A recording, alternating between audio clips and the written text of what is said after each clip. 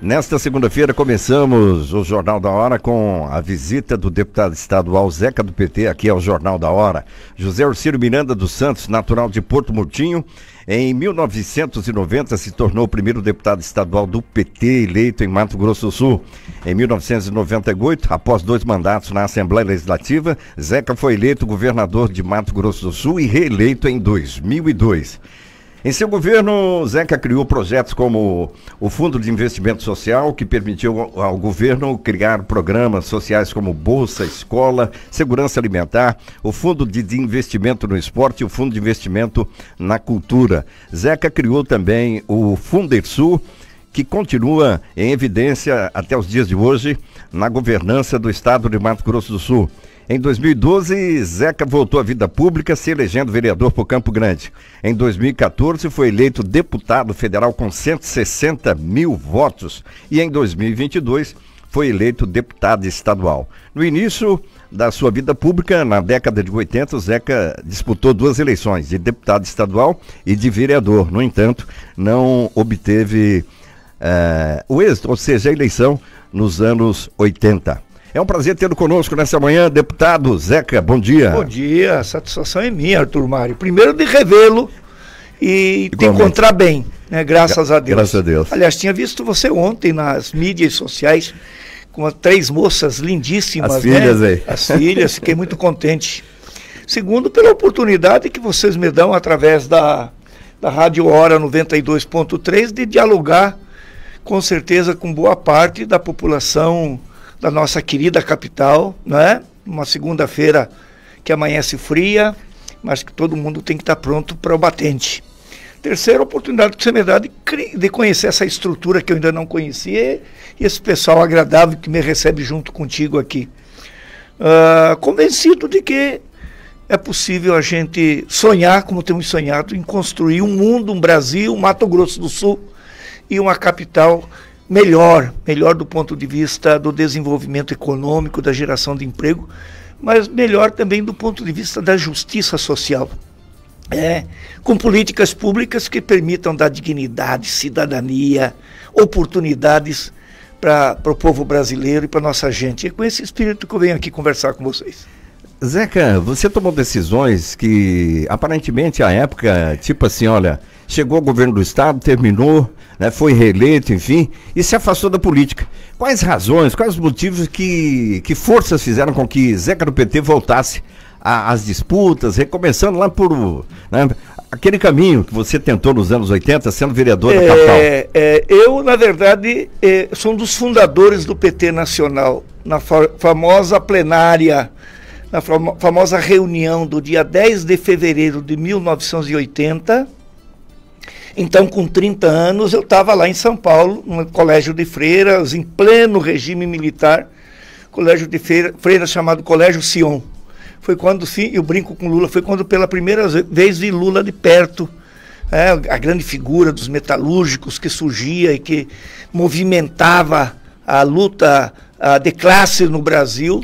Conheci lá Mário Pedrosa, vi de perto, vi Apolônio de Carvalho, nosso ilustre conterrâneo, que depois homenageei aqui com o Memorial de Cultura Apolônio de Carvalho. Fui visitar esses dias, está lá guardado no memorial, numa salinha dedicada ao Apolônio, a caixinha com seus restos mortais, que a viúva dele me entregou pela relação que estabeleci com o Apolônio. Enfim, em 82 fui candidato, né? Como funcionário do Banco do Brasil, ali nós conhecemos. É verdade. Fui candidato a deputado estadual, não elegemos ninguém. Nosso candidato a governador, que foi Antônio Carlos de Oliveira, né? O pessoal mais novo não sabe, aquela eleição foi marcada por uma coisa absurda, arbitrária do regime militar, que criou voto vinculado. Você votava para prefeito, tinha que votar para vereador, para governador, para tudo, né? Para deputado do mesmo partido, sob pena de perder teu voto.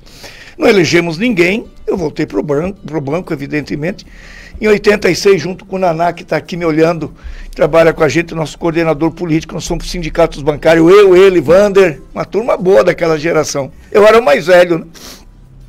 Em 88 fui candidato a vereador, fui o vereador mais votado da capital no PT, mas nós não conseguimos legenda, faltou aí 700 votos para me eleger vereador. Em 89 perdemos o sindicato com a chapa da CUT. Acho que até o Mário estava naquela chapa. Né? Perdemos os sindicatos bancários com a chapa da CUT, lembra? Aí em 90, eu lá na casa do Naná, do Ananias, fomos para lá, ele, Wander, não, sai candidato a deputado, já tinha combinado com Dona Gilda, cara. Falei, vou para Jardim. Por que Jardim? Jardim é metade do caminho entre Murtinho e Campo Grande. Cuidar, dar a oportunidade das filhas poder viver numa cidade do interior. Acabei no último dia sendo candidato e fui o primeiro deputado estadual do PT. Em 92, até porque não tinha ninguém, senão o PT teria feito uma melhor escolha. Fui candidato a prefeito, por 2,5% não fui para o segundo turno, na eleição entre finado Juvencio e Marilu, quando o Juvencio ganhou. 92, isso mesmo. Aí elegemos 2 vereadores, que não tinha nenhum, foi o Benhur e o Teruel. Aí em 94, o pessoal, você é candidato a governador? Eu falei, não é hora. Você é candidato a deputado, fomos com 3, eu, Benhur e o Prego. 97, o Lula vai pescar lá no Pantanal, onde hoje é a pousada, lá na Foz do Apa. E vai daqui, vai dali. Falei, Lula, eu vou ser candidato a governador. Ele falou, você está louco? Você vai perder? Falei, o que tem? O senhor já perdeu 3, né? Por que o senhor acha? Ah, porque o Wilson Barbosa é muito forte, o Pedro Oceano é muito... E eram, né? Eram mitos. Nós saímos... Eu sempre tive minha intuição, modéstia à parte, aguçada, né? Eu sentia que dava. Saímos a pé fazendo um discurso da mudança. Mato Grosso do Sul pode mudar, Mato Grosso do Sul pode ser um estado melhor. Porque estava no fundo do poço, você lembra disso também. Sem nenhuma perspectiva econômica, social, estado falido, muita gente defendendo a reanexação para o outro Mato Grosso, ou para Goiás. Ganhamos a eleição. Me reelegi, implantamos, mudamos a história desse estado. Em 2002, me reelegi governador. 2006, saí senador, eu falei, não, vou parar. Parei. Fui trabalhar com empresas, fui da consultoria. Em 2010, saí candidato a governador. Lula era presidente. Me convidou para o governo dele. Falei, não quero ir, não quero sair daqui. Aí em 2010, fui falar com ele. Ele falou, e daí, o que vamos fazer lá? Época do Delcídio. Falei, lá nós temos que ter candidato. Ah, o Delcídio quer que se alie ao André. Falei, negativo. Presidente com esse aí, eu não vou. E quem que vai ser? Falei, eu. Quase nós ganhamos do André, com toda a máquina do André. André se elegeu, fiquei parado de novo. 2012, inventaram a candidatura do Wander, para botar o Wander numa fria. Eu estava chegando, é verdade, eu estava chegando em Jardim com Dona Gilda. Dentro do carro, falei para ela, Gilda, nós vamos voltar para Campo Grande e vou anunciar que sou candidato a vereador. Depois de governador, foi lá em Jardim, montamos o partido, vim para cá, falei, sou candidato a vereador. Saí vereador mais votado com 13.010 votos até hoje. Ninguém me bateu aqui em Campo Grande. 2014 eu falei, eu vou ser candidato a federal. Fiz 160 mil votos. Quase dobrei em cima do Marum. Marum falava, aquele gaúcho, um gozador, né? Falava assim, ó, rapaz, eu não via nem Tapoeira lá na frente. Então igual Botafogo, longe na frente do segundo. 2018 saí candidato ao Senado, surgiu a figura do mito, entre aspas, desse canalha chamado Bolsonaro. Não deu. Fui trabalhar, trabalho, tenho sítio, não tenho pensão de deputado, não tenho pensão de ex-governo, sou um bancário aposentado. E trabalho. Aí agora em 2000 estava lá no sítio, morando lá em Dois Irmãos, eu e Dona Gilda. Tocou o telefone, era o presidente Lula. Aí fui parar lá em Brasília para conversar com ele. Isso no final de 2021. Aí ele falou, não, você vai ser candidato a senador? Eu falei, não vou não, nem senador, nem deputado federal, já cumpri minha cota, não quero mais vir para Brasília. Aí conversamos, acho que até ele ficou chateado. Acabei saindo candidato a deputado estadual, estou aqui, como líder da bancada do PT para conversar contigo. Bacana. Zeca, olha... Essa é uma breve história, hein? Carlos Araújo aqui ao meu lado. A sua pergunta aí, Carlos Araújo. Bom dia, deputado Zeca. O Arthur teve a oportunidade aí de colocar dentro do seu currículo aí, você, enquanto governador do estado, em 2 oportunidades, vários projetos de lei que foram colocados em execução, como em prol da cultura, em prol do esporte, criou o Fundersul, que foi muito criticado depois em campanhas eleitorais. Mas ninguém tirou. Exatamente, que eu ia até complementar. Né? Foi criticado, mas de repente acabaram por realmente apoiar essa ideia do imposto que ia favorecer exatamente o nosso agronegócio. Hoje nós temos um tema muito importante envolvendo o nosso Pantanal, né? O deputado Zeca, como participante da nossa Assembleia Legislativa, como é que o senhor vê essa discussão, esse debate? Por um lado, algumas críticas dizendo dessa pretensão, desse conservadorismo quase que ideológico em relação ao Pantanal, e outros querendo buscar um avanço maior em relação à produção na área pantaneira. Como é que o deputado federal, o deputado estadual Zeca do PT, vê este momento desse debate envolvendo o nosso bioma pantaneiro? Tá. Primeiro, te agradecer pela oportunidade de conversar contigo também, Carlão. Te agradecer pelas palavras que você referiu ao governo nosso e dos programas, dos fundos que nós criamos, uma coisa inovadora, carimbando o dinheiro. Teve o FIC da Cultura, teve o FII, Fundo de Investimento no Esporte, teve o Fundersul. Sabe qual é o orçamento do Fundersul para o ano que vem? 1,5 bilhão. 1,5 bilhão. Ninguém mais tira. O Estado não pode se dar o direito de viver sem o Fundersul, que está fazendo uma revolução no Estado, nas estradas. Criamos o Fundersul e criamos o FIS, Fundo de Investimento Social, que garantiu a quase 100 mil famílias a oportunidade de poder viver com dignidade, se preparar, a bolsa universitária, cursinho popular, bolsa escola e programas. Então, eu sou orgulhoso disso, não como pessoa, mas como quem esteve à frente de um governo que foi capaz de inovar, e nós inovamos. Com relação ao Pantanal, vamos deixar o Pantanal em paz, gente? Nós temos milhares, centenas de milhares de hectares de terra degradada, como diz Lula, que devem ser recuperadas, tanto para a agricultura como para a pecuária. Nós temos que aprender a intensificar a pecuária. Se você intensificar, fazer um projeto na pecuária e na agricultura de consórcio, de fazer as duas coisas junto, ou de fazer a pecuária do sistema de rodízio, de revezamento de pastagem, você cria muito mais gado numa área muito menor. Não precisa ir lá mexer no bioma chamado Pantanal. Portanto, você queria saber minha posição. Sou absolutamente contra e acho que o governo tem que recuar no decreto que fez, que permitiu a expansão do desmatamento no Pantanal. Segundo, até bom para mim ter a oportunidade de falar disso. Eu sou membro da Comissão de Meio Ambiente e na última reunião da Comissão Permanente de Meio Ambiente da Assembleia, nós definimos de que vamos propor ao governador Rieder, e o Rieder é um homem sensível, tem me surpreendido positivamente, de que junto com outro Mato Grosso, só nós, possamos marcar uma agenda com a Marina, com a ministra, ir para Brasília e propor que o Mato Grosso do Sul leve para discussão da Conferência 2025 na Amazônia, a COP, né? COP 2025, o debate do bioma Pantanal. Porque esse país se acostumou muito a discutir a Amazônia, a discutir o Agreste, a Caatinga nordestina, que são biomas importantes. Mas nós temos que discutir o Pantanal. Embaixo do que está o maior aquífero do mundo, chamado aquífero Guarani. Portanto, nós temos que ter a preocupação, enquanto cidadão, enquanto figuras públicas, de fazer um movimento em defesa do Pantanal sob pena de, no futuro, nossos filhos, nossos netos, nos responsabilizarem por um crime cometido contra a natureza, contra o Pantanal. Zeca, a tua sensibilidade para os programas sociais, ela ficou caracterizada pelas marcas de governo, com os programas estabelecidos e com continuidade pelos governantes que os sucederam até então. Mas neste mandato, né, 2023, tem muita coisa ainda a ser discutida, apresentada.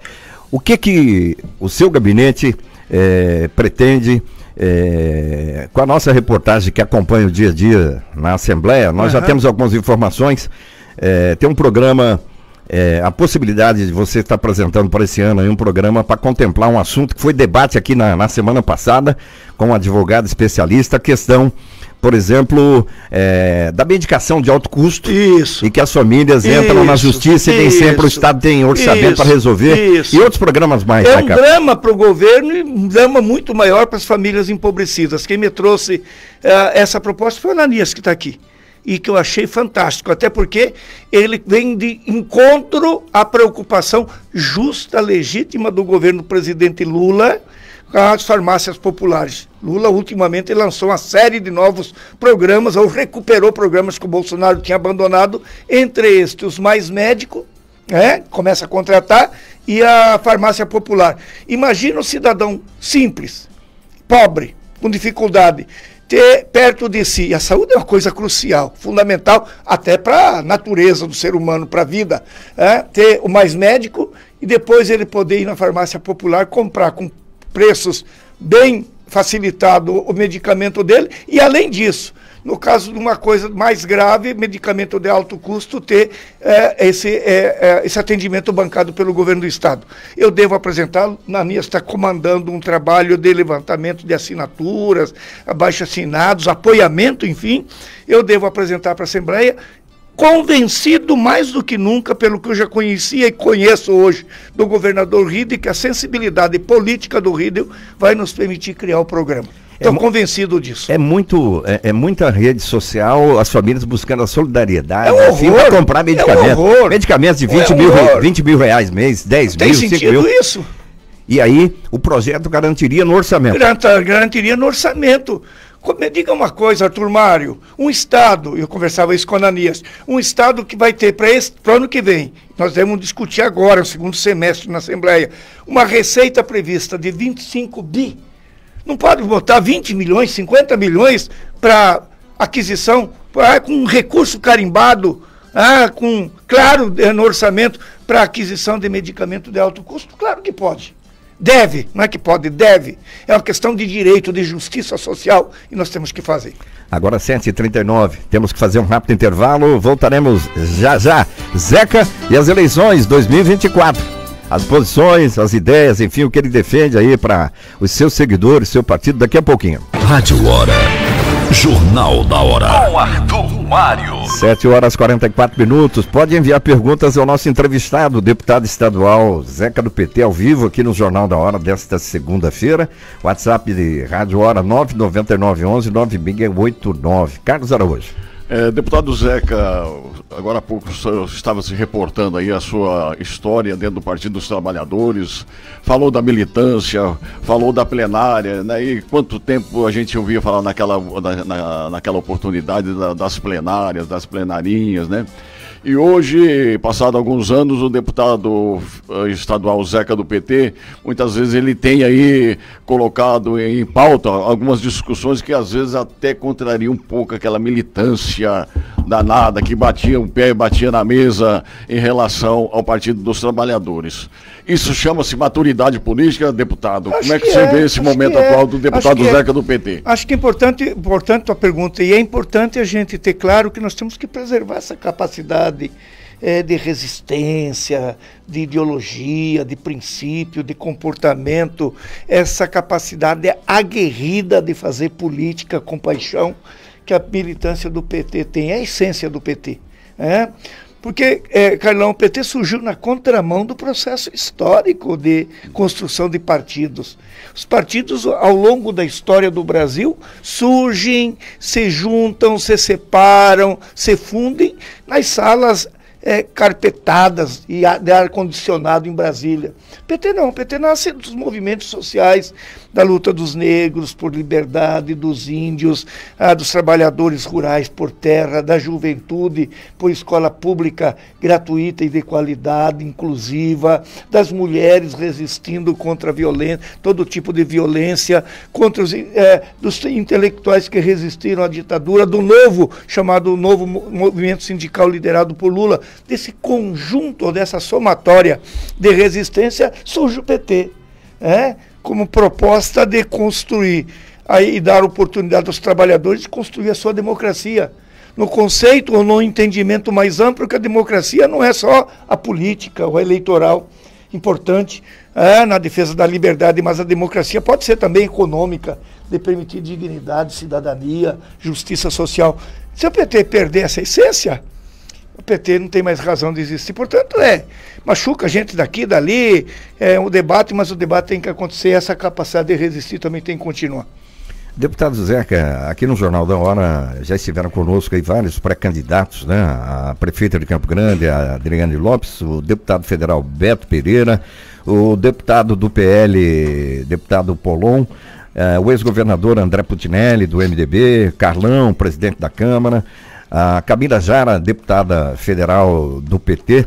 2024, Zeca é candidato? Não sou.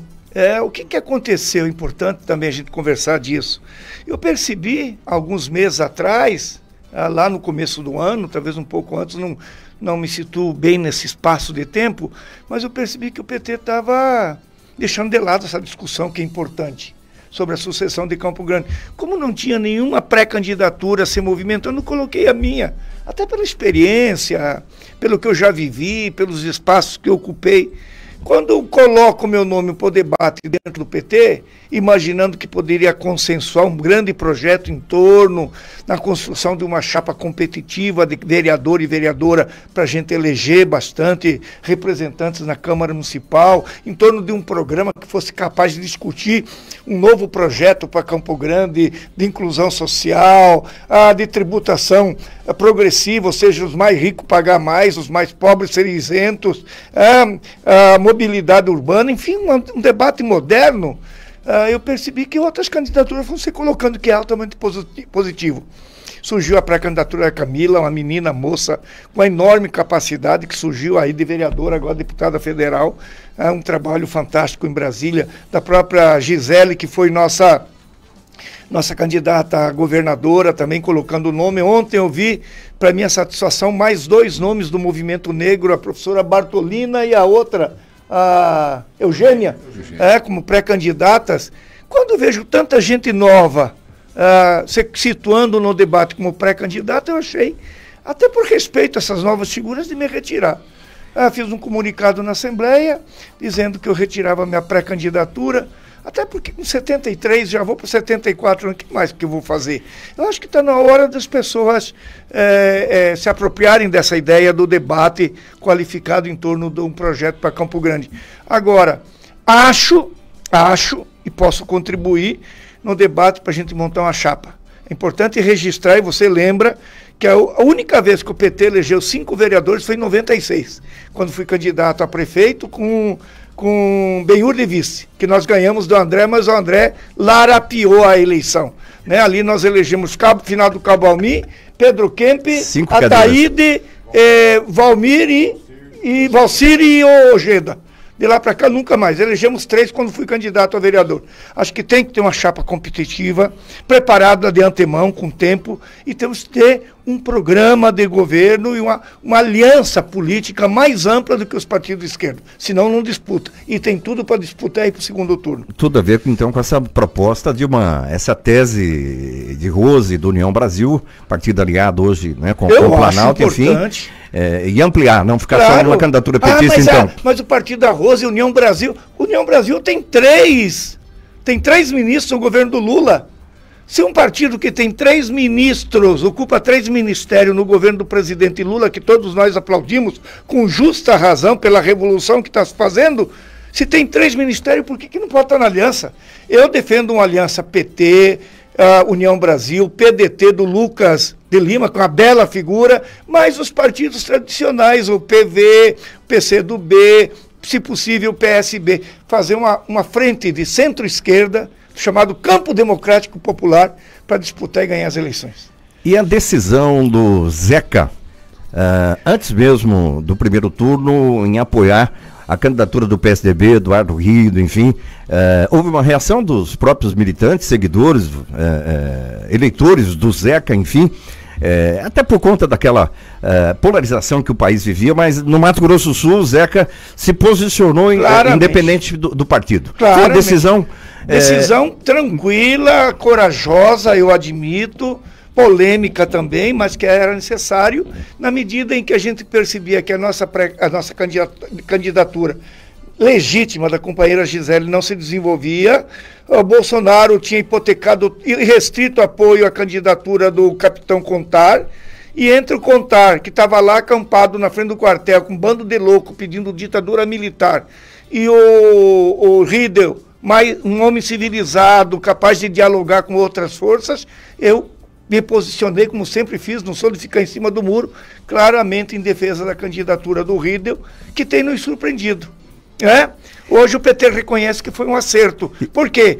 Porque governa com a gente, nos deu espaço, a Secretaria Especial da Agricultura Familiar, a Agraer, para a gente fazer um grande projeto para a agricultura familiar, entendendo os assentados, os indígenas, os quilombolas, os pescadores.